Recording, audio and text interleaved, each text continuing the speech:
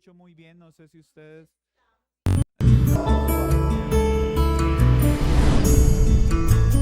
Vamos a ver. Señor, gracias te damos en esta mañana por tu pueblo que se reúne con hambre y sed de tu palabra. Hoy nos reconocemos como necesitados de ti, con el entusiasmo y la disposición de crecer en la comprensión de tu palabra, de tu verdad y específicamente de poder ver la iglesia como tú la ves en la escritura. En el nombre de Jesús ponemos en tus manos todo lo que hablaremos. Amén y amén. Bueno, mis hermanos, muy buenos días tengan todos ustedes. Hoy vamos a dar inicio a un estudio muy especial basado en la obra literaria del pastor Benjamin Kish llamada La gloria de una iglesia evangélica y su verdadera y ordenada disciplina explicada. La gloria de una verdadera iglesia. ¿Cómo entendieron los bautistas particulares históricos a la luz de la escritura qué es la iglesia? ¿Cómo luce la iglesia? Benjamin Kish experimenta su conversión a los 15 años de edad y por la escritura misma se convence de que el paidobautismo o bautismo de infante no era una opción para él experimentar su bautismo luego de conocer el evangelio, y es esto lo que lo lleva a conocer las iglesias bautistas. Y cuando hablamos de iglesias bautistas particulares, estamos hablando de las iglesias bautistas que eran calvinistas en su soteriología. Recuerden que cuando hablamos de una iglesia calvinista no estamos hablando de una iglesia que sigue a Calvino. Entendemos por calvinismo un cuerpo doctrinal que tenía unas bases muy puntuales en cuanto a su soteriología o doctrina de la salvación. Y esta doctrina de la salvación es lo que conocemos como las doctrinas de la gracia. Y particular, porque los bautistas particulares han entendido a través del tiempo que la salvación no es para toda la humanidad, sino para un pueblo en particular que el Señor ha predestinado desde antes de que todas las cosas fuesen traídas a existencia.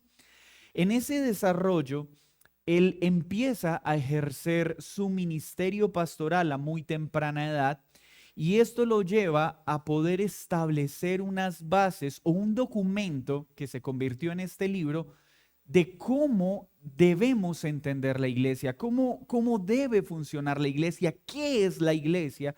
Y este documento fue redactado con el ánimo de que aquellos que hacían parte de la iglesia y en las siguientes generaciones pudiese haber una comprensión de cómo la escritura define la iglesia de Cristo. Entonces, hay un gran desafío que todos nosotros tenemos y quiero poner esto en sus corazones y en mi corazón durante este estudio. Este estudio no es una lista de herramientas para salir a atacar o a descalificar o a menospreciar otras iglesias, ni mucho menos la nuestra. Este documento tiene como propósito ayudarnos a ver cuánto necesitamos seguir madurando como iglesia local para ajustarnos cada vez más a lo que dice la Escritura. Cuando nosotros crecemos en el conocimiento y en la comprensión de la palabra de Dios, esto nos vuelve humildes, no arrogantes, no jueces de otros, sino auditores de nuestra propia vida y de nuestra iglesia local. Así que les animo entonces a que podamos estudiar durante estos domingos cómo es el orden que debería caracterizar una iglesia. Y cuando hablamos de orden, estamos hablando de los elementos ordenados por Dios para el correcto funcionamiento de la iglesia en su palabra. Y esto en términos del evangelio. Ninguna ordenanza en el funcionamiento de la iglesia está separada del evangelio enseñado por Jesucristo. Una iglesia entonces saludable es una iglesia que quiere seguir el orden que Dios estableció en el fundamento del Evangelio de nuestro Señor Jesucristo. ¿Por qué creen que estos dos elementos tienen que estar juntos? ¿Qué pasaría si nos dedicamos a enseñarle a las personas simplemente el orden que debe gobernar la iglesia sin el Evangelio de Cristo? Muy bien, vamos a caer en el legalismo, porque el legalismo demanda muchas veces verdades de la Escritura, pero separadas de la verdad del Evangelio. Pero ¿qué pasaría si nosotros enseñamos la verdad del Evangelio sin los elementos que Dios ha establecido para el correcto funcionamiento de la iglesia? Puede caer en el misticismo o puede suceder que enseñamos un evangelio que salva, pero luego la comunidad va a tener dificultades al no comprender cómo deben convivir aquellos que ahora han sido salvados por el evangelio. El orden de la iglesia delimita, guía a todos los que han sido salvos por el evangelio a tener una correcta comprensión de cómo debemos vivir la vida cristiana. Entonces, estos dos aspectos deben estar en una iglesia que quiere reflejar la gloria de Cristo. Como Iglesia Bíblica, Gracia y Vida, hemos iniciado este estudio bajo el entendimiento de ¿qué? De que somos una iglesia que necesita adoptar y entender estas verdades para que cada día seamos más como Cristo y menos como nosotros. Así que bienvenidos a este viaje y que el anhelo de todos nosotros sea poner por obra lo que estas verdades de la Escritura nos enseñan. Entonces, según el Evangelio, porque si vamos a hablar de una iglesia que muestre la gloria de Cristo, debemos entender qué significa iglesia. Recordemos que el término griego de iglesia es eclesía, es una asamblea, ¿cierto? Pero ¿una asamblea de qué? De creyentes. Una iglesia de Cristo, según lo que quedó instituido en el Evangelio, es la reunión de cristianos piadosos que han sido trasladados de las tinieblas a la luz, pecadores que se complacían en este mundo de maldad y que por gracia hemos sido sacados, exagorazo, sacados del mercado de esclavos y reunidos para adorar en espíritu y en verdad al único Dios verdadero.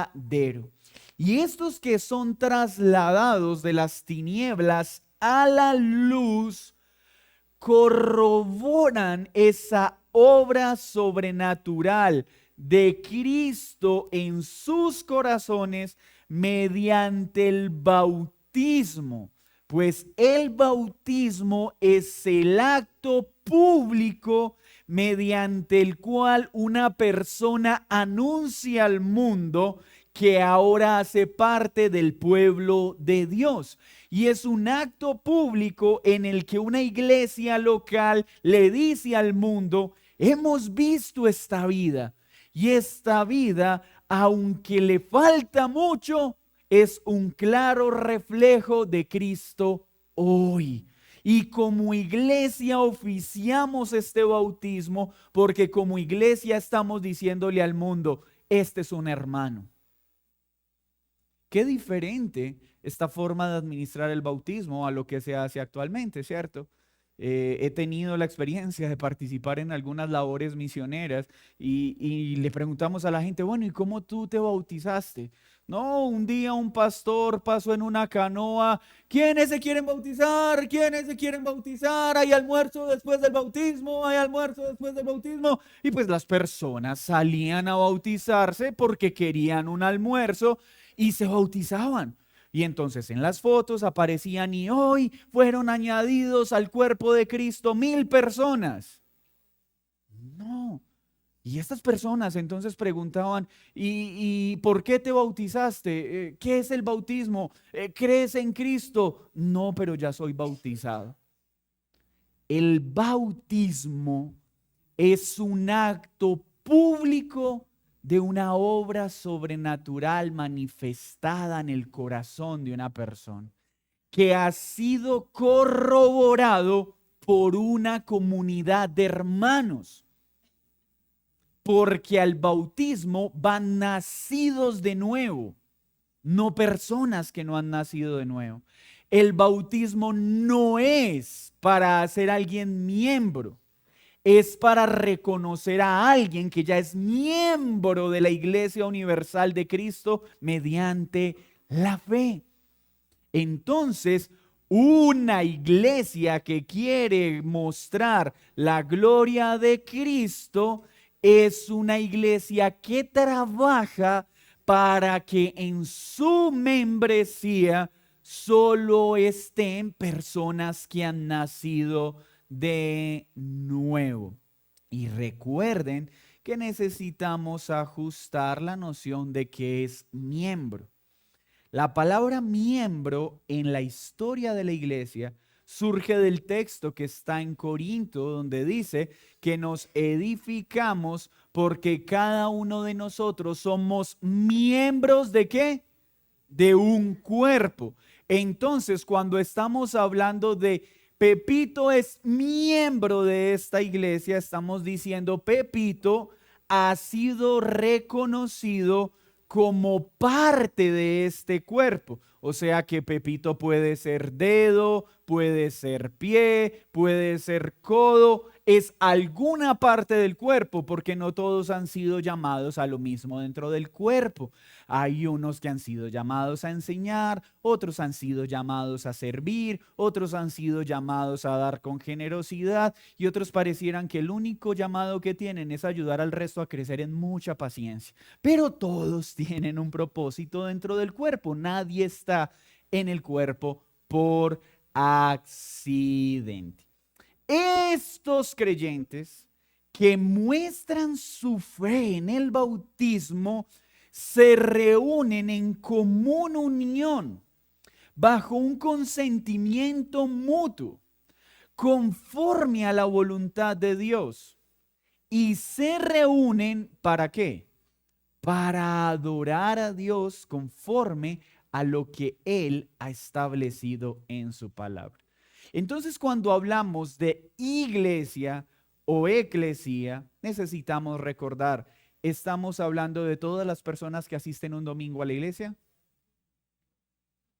No, porque no todos los que van a una iglesia el domingo han creído. ¿Estamos diciendo que todos los que se han bautizado son parte de la iglesia? No, porque hay muchas personas que se han bautizado por razones no bíblicas. Hay personas que se han bautizado para poder servir en la iglesia, porque si no, no le dejaban tocar la batería y el muchacho estaba desesperado por tocar la batería y el pastor le dijo, si se bautiza puede tocar la batería. Otros se bautizaron para poderse casar, porque si no se casaban, si no se bautizaban, entonces no los casaban y necesitaban casarse y se bautizaron. Eso no los hace miembros de la iglesia de Cristo. Pero esto es un gran mal porque hoy muchas personas han ido a las aguas y piensan que son parte del pueblo de Dios sin serlo. El bautismo no es para recibir salvación, es para hacer evidente la salvación que ya fue recibida. Vamos a Hechos 2:41 y veamos esto en la escritura para que pueda hacerse claro, visible y entendible. Hechos 2:41.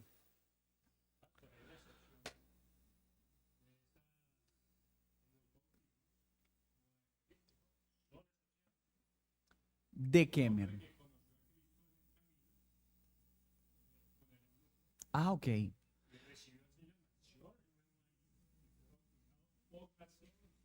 Y vamos a verlo, de hecho, acá mismo en Hechos de los Apóstoles, porque muchas personas se preguntan, Pero ¿por qué hoy se necesitan tantas minucias para llevar a una persona a las aguas? Y tenemos el caso de Felipe, tenemos el caso de Hechos 2, donde las personas de una vez iban a las aguas. ¿Por qué hoy se genera una dificultad mayor? Leamos el texto y ya lo explicamos. Hechos 2:41.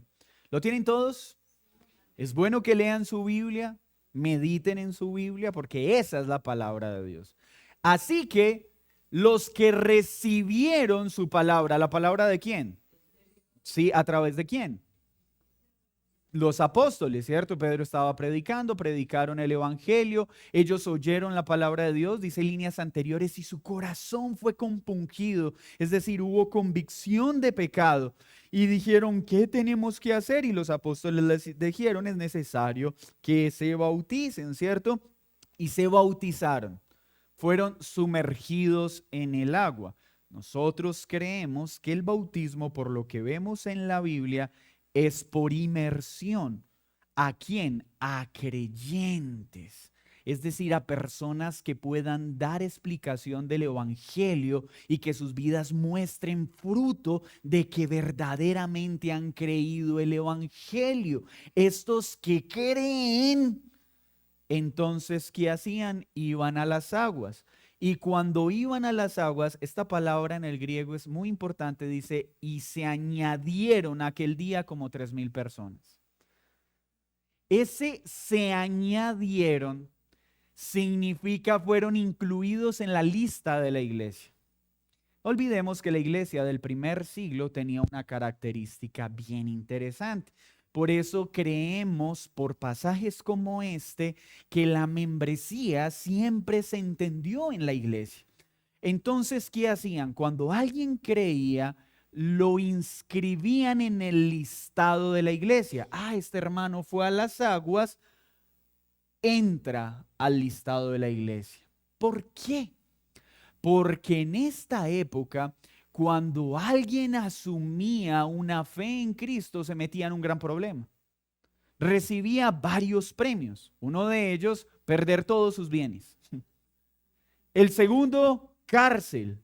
Y el tercero, a veces aún hasta la muerte. Entonces, quien se bautizaba lo hacía entendiendo que muy seguramente al salir del agua iba para la cárcel o a muerte. O sea que quien se bautizaba no lo hacía por un emocionalismo, no lo hacía por la manipulación o la sugestión de un orador o un predicador, porque ¿quién más podría exponerse a perderlo todo si no fuese porque experimentó una verdadera fe? Entonces, ¿qué sucedía? Cuando ellos se reunían el domingo, terminaban la reunión, miraban el listado, ¿qué hermanos no vinieron? Y no era para, se trasnochó viendo una novela, por eso no vino. No, no, no. La preocupación de ellos de mirar el listado es porque, ¿será que algún hermano fue llevado preso?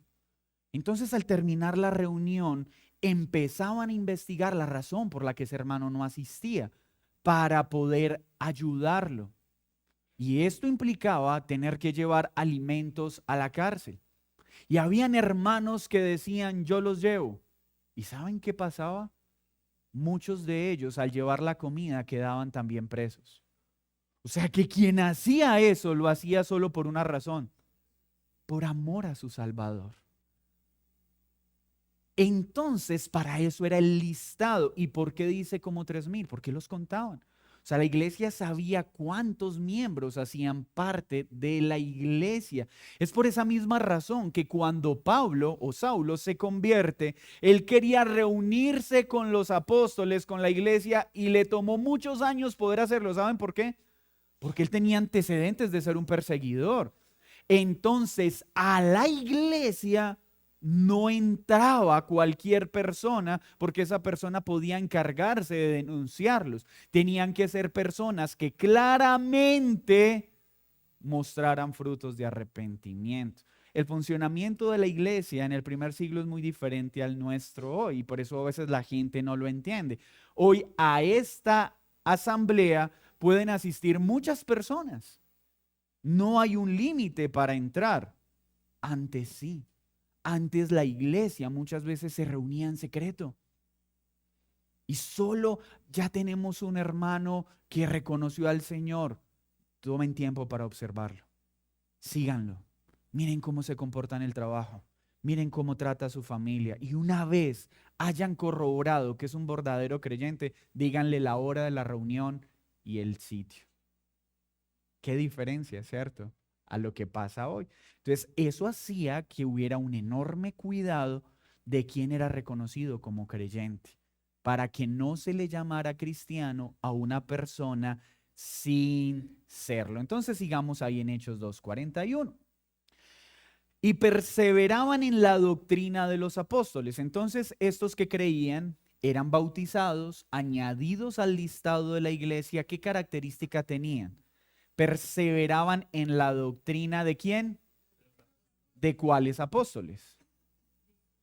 De los que están en la escritura, ¿cierto? De las enseñanzas dadas por los apóstoles comisionados por Cristo, que caminaron con Él, que fueron testigos de su muerte, que fueron testigos de su resurrección y tenían comunión unos con otros. ¿Con quiénes? Entre los hermanos. Todo el que ha creído el evangelio, que ha ido a las aguas, que es añadido a la lista, persevera en la verdad de la palabra, pero es diligente en construir comunión con los otros hermanos. Los creyentes de ese tiempo no tenían que decirle, y ya visitaste al hermano esta semana, y ya llamaste a tus... No, no, no. Esto era una comprensión tan clara. Era un deseo tan profundo porque imagínense, las únicas personas confiables que tenían en ese momento eran sus hermanos en la fe. Era el único lugar donde se sentían seguros, porque el resto quería matarlos, denunciarlos o despreciarlos. 43. Y sobrevino temor a toda persona. Y muchas maravillas y señales eran hechas por los apóstoles. Todos los que habían creído estaban juntos y tenían en común todas las cosas. Y juntos no significa que caminaban para arriba y para abajo. Juntos significa que estaban unidos ¿en qué? En las enseñanzas de Cristo, hermanos.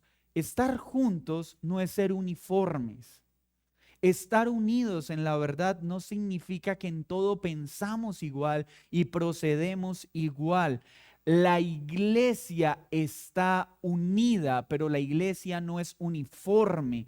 Estamos unidos en las cosas innegociables de la Escritura, pero esa unidad en la verdad no debemos trasladarla a aspectos o a regulaciones particulares que pueden ser entendidas de diversas formas entre los creyentes y entre la iglesia, porque la iglesia está conformada por piedras vivas, no por ladrillos.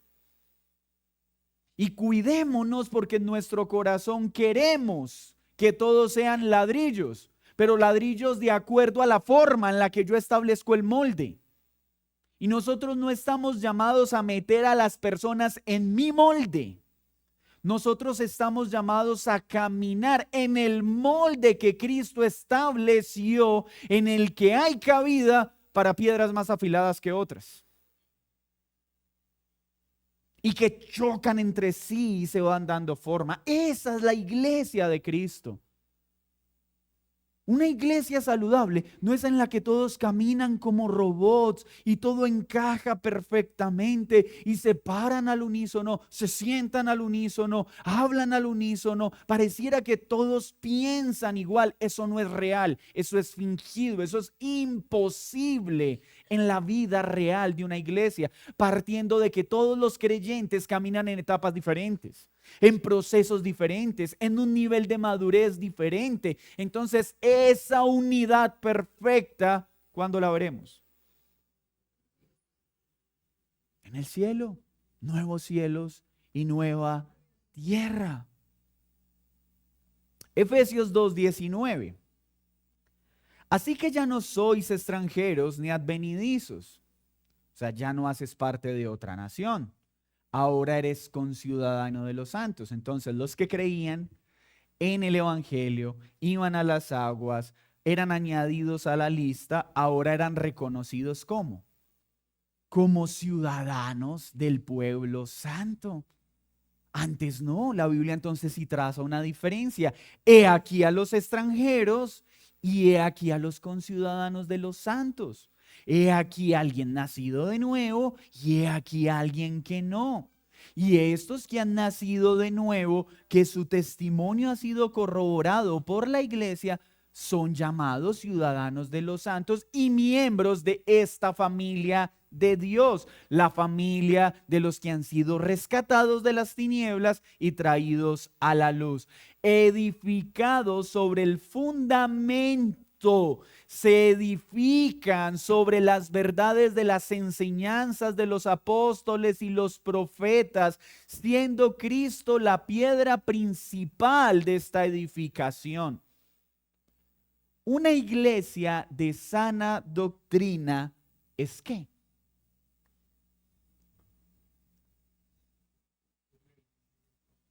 Un edificio bien construido, ¿sí?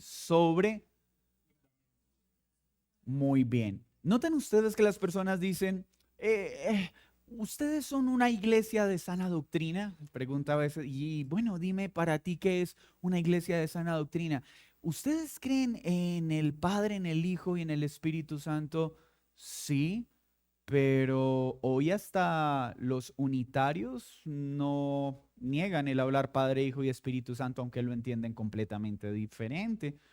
El catolicismo romano también acepta Padre, Hijo y Espíritu Santo, pero en una comprensión también distinta. Una iglesia de sana doctrina es la que enseña la Biblia. Bueno, los testigos de Jehová, los mormones también suelen usar la Biblia y dar enseñanzas a partir de ella. Eh, eh, eh. Hermanos, este pasaje nos muestra que es una iglesia de sana doctrina. Una iglesia de sana doctrina no es la que dice que es de sana doctrina simplemente, es que en su caminar se esfuerzan diligente y sinceramente para edificarse en todo lo que enseñaron los apóstoles de la Biblia, en todo lo que enseñaron los profetas de la Biblia y que ven a Cristo como el centro de lo que piensan, de lo que dicen y lo que hacen. Eso es una iglesia de sana doctrina. Que este es el centro de su caminar. Van creciendo para ser un templo santo en el Señor, en quien vosotros también son justamente edificados para morada de Dios en el Espíritu. O sea, que Pablo está diciéndole a la iglesia de Éfeso que Dios habita en medio de ¿qué? De toda la humanidad. En un sentido, Dios es omnipresente y Él está en todas partes, no en todas las cosas, en todas las partes, ¿cierto? Pero habita de manera especial en medio de ¿qué? De el pueblo escogido de las tinieblas, hexagorazo, sacado para ser reunido como una familia de Dios. Primera de Pedro 2:5. Vosotros también como piedras vivas, no dice ladrillos, piedras vivas, sed edificados como casa espiritual y sacerdocio santo para ofrecer sacrificios espirituales aceptables a Dios por medio de Jesucristo. ¿A quién le está escribiendo Pedro estas palabras? A la iglesia. ¿Y quiénes son la iglesia? ¿Qué es nosotros? Los pecadores que han sido trasladados de las tinieblas a la luz por la predicación del Evangelio, que han creído el Evangelio y que han mostrado esa fe públicamente mediante el bautismo y que luego del bautismo perseveran en la doctrina, edificándose mutuamente a ese pueblo. Es que le dice: ustedes son casa espiritual, sacerdotes. A ustedes, a esos que son parte del pueblo, les dice, ofrezcan sacrificios espirituales aceptables, porque los únicos sacrificios aceptables espiritualmente hablando a Dios pueden brotar solamente de aquellos que están unidos a Cristo, porque solo Cristo perfecciona los cánticos, la vida de obediencia, la vida de adoración de alguien que ha sido salvado. Ningún sacrificio, ninguna obra, ninguna oración, ningún acto de piedad que brote de un corazón no regenerado puede ser considerado agradable a Dios. Recuerden lo que pasa en Isaías capítulo 1. Y cuando el pueblo se reunía a orar, a ofrecer sus sacrificios, ¿qué decía Dios en el capítulo 1 de Isaías? Tengo que girar mi rostro. No soporto sus oraciones porque sus manos están llenas de pecado. La única oración, la única acción piadosa que es aceptable a Dios es la que es elevada, es efectuada por su pueblo santo a través de Cristo. Hechos 6:17. Pero gracias a Dios que aunque erais esclavos del pecado, ¿qué son los extranjeros? Los que no han nacido de nuevo. ¿Son qué? Hechos 6:17. Erais esclavos de pecado. No es. Entonces era 16, perdón. Sí, ya les digo. Perdón. Ay, Romanos, qué pena con ustedes. Es que Romanos y Hechos se parecen. Romanos 6:17. Ahora sí lo tienen. ¿Qué dice Romanos 6:17?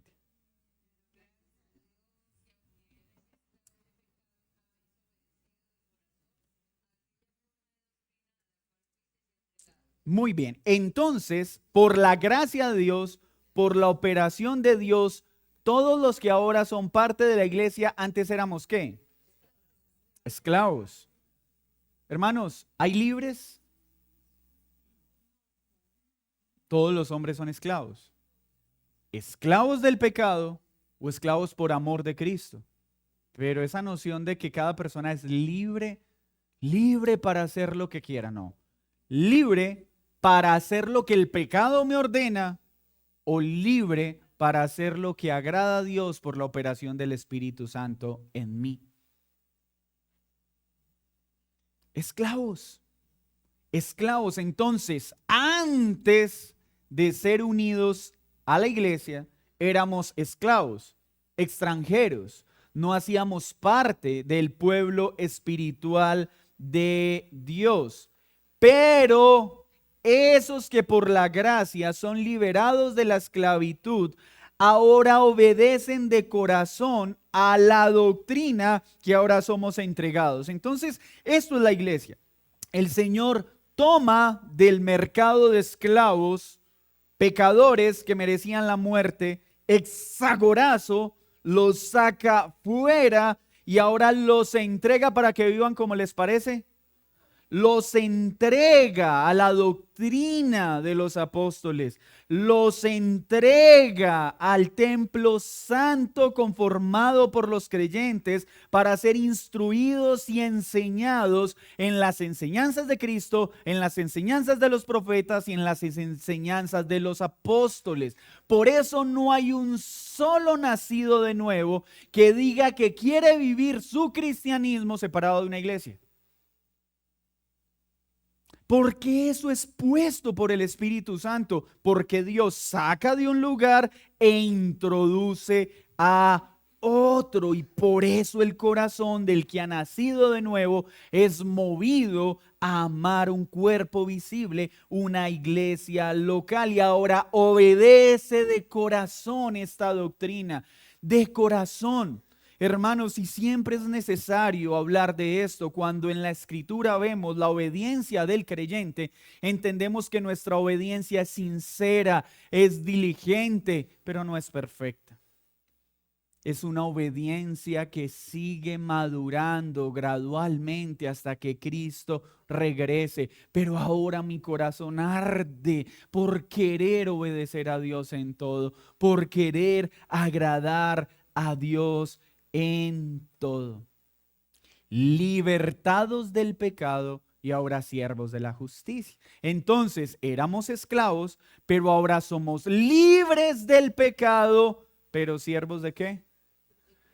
De Cristo, de lo justo, de lo que es agradable a Dios. Entonces Benjamin Kish hace este énfasis y dice, es necesario entonces que entendamos la necesidad de que una iglesia que dé la gloria a Dios esté conformada por estas personas, por personas que verdaderamente ahora sirven a la justicia y no viven como esclavos de pecado.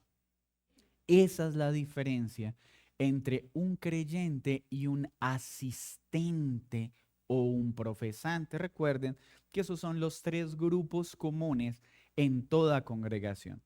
Todas las personas que se reúnen un domingo acá son parte de esta convocatoria pública, de esta asamblea pública.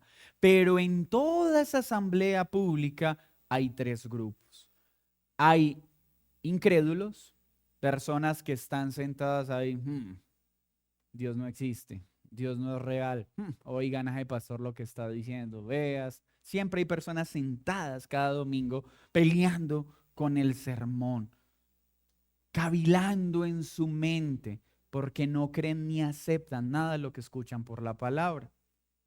En ese mismo grupo están las personas que no se sienten tan malas, que piensan que son buenos ciudadanos, que no matan ni roban y que eso es suficiente para ir al cielo.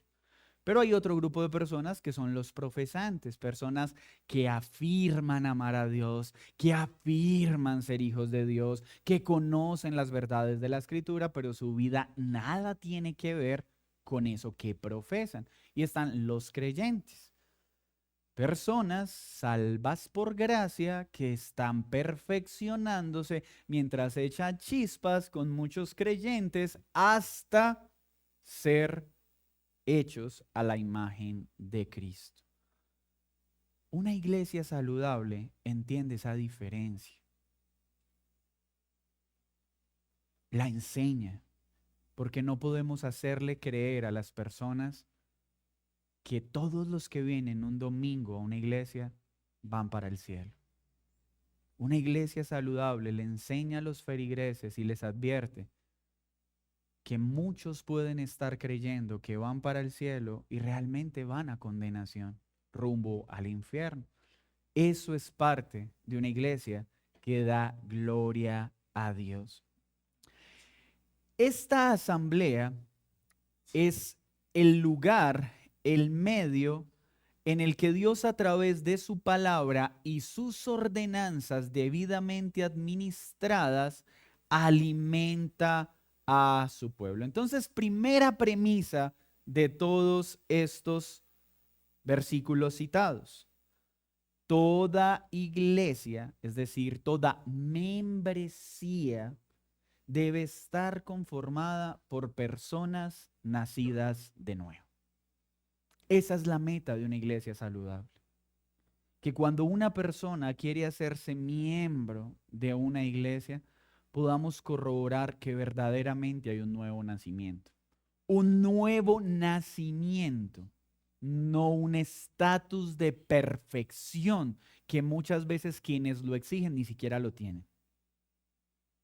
Nacer de nuevo, un amor por lo santo y un odio por el pecado, por la obra del Espíritu Santo que se va perfeccionando por la santificación. Los nacidos de nuevo no son obras terminadas, son obras iniciadas que podemos corroborar que están los elementos mínimos de un nuevo nacimiento y que por la santificación se perfeccionan.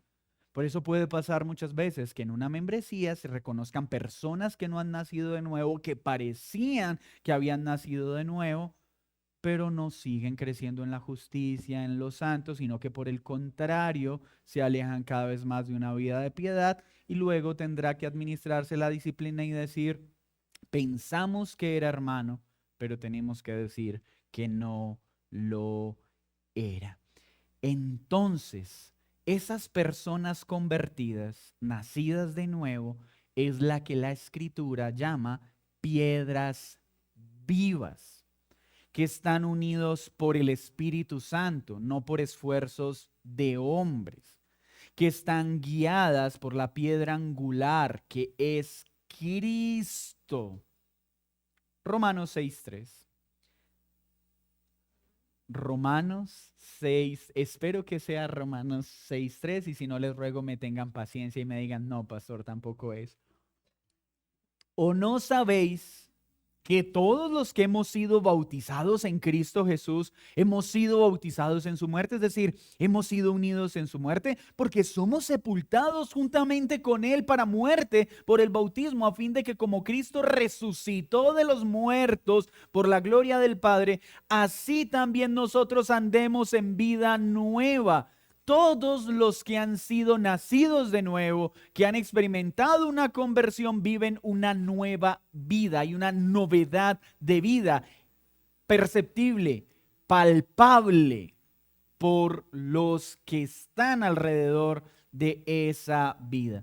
Porque si fuimos plantados juntamente con Él en la semejanza de su muerte, así también lo seremos en su resurrección.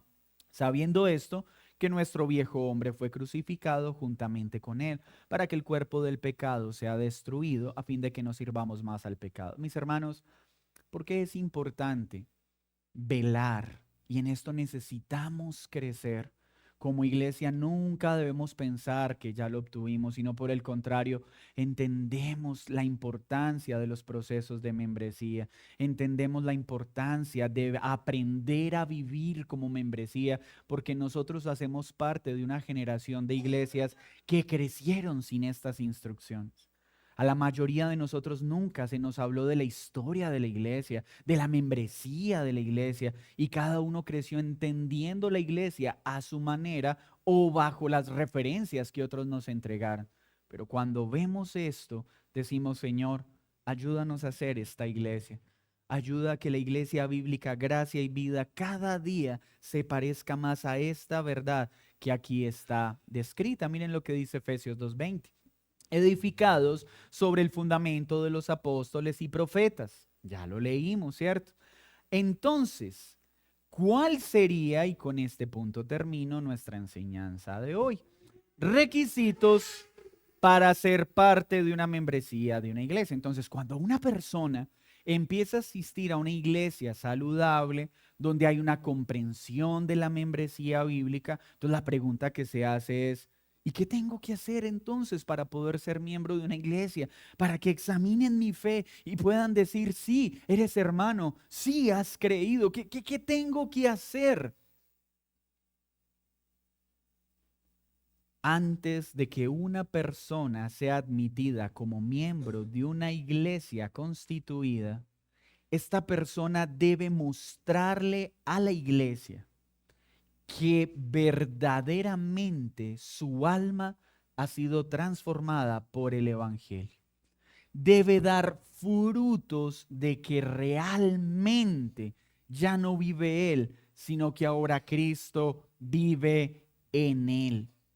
Y la iglesia debe tomar un tiempo prudente para conocer la vida de esa persona y verificar, no perfección, pero sí un sincero deseo por ser santo y por querer cumplir con lo que la Escritura dice. Y cuando la asamblea queda satisfecha en corroborar eso, entonces los miembros reunidos dicen, sí, podemos reconocer a esta persona como hermano. Miren lo que dice Hechos 11:23. Cuando llegó y vio la gracia de Dios, se regocijó y exhortó a todos a que con propósito de corazón permaneciesen fieles al Señor, porque era varón bueno y lleno del Espíritu Santo y de fe, y una gran multitud fue agregada al Señor. ¿Recuerdan cuando Pedro tiene la visión de que no llame más impuro lo que Dios ha llamado puro, y van a la casa de Cornelio? Y cuando Pedro va y conoce a este hombre, ¿qué ve? Frutos. Ve la obra del Espíritu Santo. Dice, sí, este es un hermano, puede ir a las aguas. Así funcionaba. ¿Por qué hoy tenemos que hacer cursos? ¿Por qué hoy tenemos que esperar un tiempo? Hermanos, ¿cómo dice Romanos 10:9? ¿Recuerdan el malentendido con la oración de si salen al frente y confiesan con sus labios y creen en su corazón que el Señor los perdonó, entonces en ese momento son salvos? Y las personas piensan y pensamos equivocadamente que el que haga esa oración es salvo, ¿cierto? Pero cuando entendemos el contexto vemos que lo que está diciendo es cuando alguien ha creído, confiéselo públicamente, y los que lo confesaban públicamente y decían que habían creído eran llamados hermanos por la razón que les dije, porque eso implicaba muerte, cárcel o perderlo todo. No eran profesiones como hoy, sí, Señor, y te amo, y a la semana las personas siguen viviendo igual. No, era algo realmente corroborado. Por eso surgen procesos donde no solo enseñamos a las personas, porque a veces hacer el curso es sencillo. Vamos a ver doctrinas y las personas hacen las doctrinas y terminan el curso, pero ¿y si sus vidas aún no reflejan el Evangelio? ¿Haber terminado el curso es suficiente para que una persona se pueda bautizar? En un contexto saludable no es suficiente. En un contexto donde lo único que importan son los números, las cifras y cumplir procesos, entonces las personas hacen el curso y no, haces, estudias, pero ven, queremos conocerte, queremos ver tu vida, cómo es tu hogar, cómo es la relación con tus hijos, qué piensan tus compañeros de trabajo de ti, qué piensan las personas que te rodean. Entonces, una persona que quiere hacerse miembro de una iglesia, lo primero que entiende es la necesidad de tener la certeza y la convicción de que ha nacido de nuevo. Y a una iglesia local nos unimos por el bautismo. Entonces, cuando una persona es bautizada, lo que estamos diciendo, sí, su profesión es real. Bienvenido a las aguas, y como iglesia vamos a certificar con todas nuestras debilidades que a hoy tú eres un hermano en la fe. Entra. Bienvenido a la familia de pecadores redimidos por gracia que nos seguimos santificando hasta que Él regrese. Y en esta iglesia local consideramos que el tiempo mínimo de observación antes de considerar a alguien miembro de nuestra iglesia, a menos que venga por traslado de una iglesia afín en doctrina, es mínimo un año. ¿Para qué? Para que no sean pasos emocionales, sino que las personas hayan escuchado, hayan visto la doctrina, puedan ver cómo funciona la iglesia, y la iglesia pueda ver esas personas, cómo son, porque ustedes se han notado que los seres humanos somos como espumitas. Sí, y ya, y qué tengo que hacer, y dónde firmo, y esta es la mejor iglesia, y nunca había visto un pastor, y después se desinfla el globo. No. Queremos minimizar la posibilidad de que eso pase, pero aún así pasa. Pero minimizarla, de que cuando alguien diga quiero ser miembro de esta iglesia es porque es consciente de lo que está haciendo.